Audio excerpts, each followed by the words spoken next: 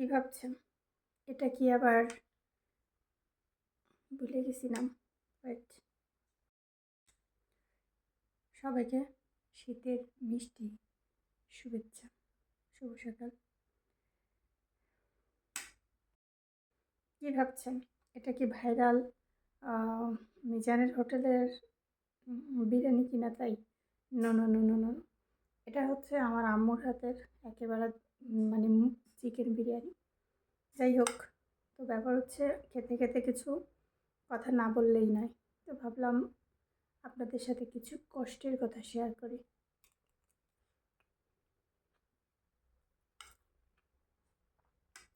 যে পেজটা দেখতেছেন, যে পেজটা থেকে ভিডিওটা আপলোড হয়েছে, এটার বয়স মিনিমাম 2-4 বছর হয়ে গেছে। তো 2-4 বছরও আজ পর্যন্ত 24,000 ফলোয়ার হয় নাই। আসলে জানেন, আল্লাহও লাগে, সাথে মাছের মানে মাছের দিক তাকায়, মাছের কথা বললাম, মানুষের সহযোগিতাও লাগে। তো যাই হোক, যে কথা বলছিলাম, রেহানা রাখি আপু, ভাইরাল মিজানের হোটেল, সিমি আপা, সবাই আসলে ভাগ্যবান।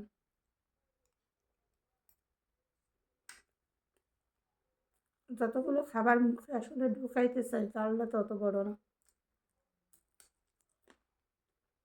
রাখিয়াপুর কাঁচামরিচ, একটা খুব বড়, মুগুটা একটু ছোটো।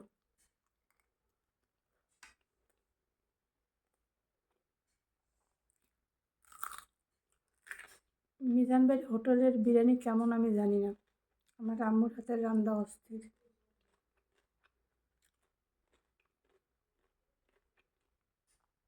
মাঝে মাঝে দুঃখ লাগে, ইস, এত বছর ধরে কাজ করার পরও একটা ভিডিওতে 100 ভিউ আনতে পারি না, বুঝি না।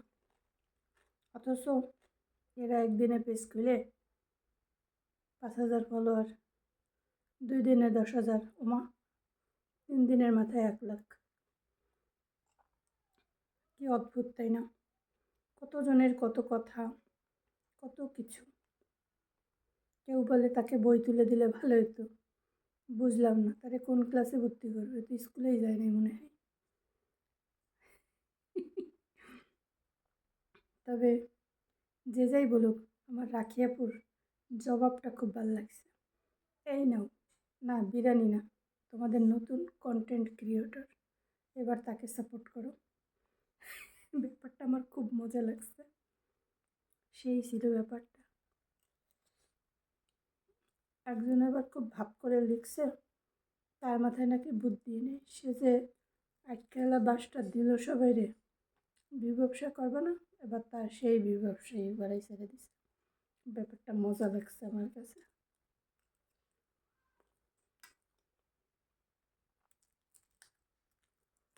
আমি অতটা ঝাল পছন্দ করি না, তো জাস্ট এখন একটু আরাম করে খাবো।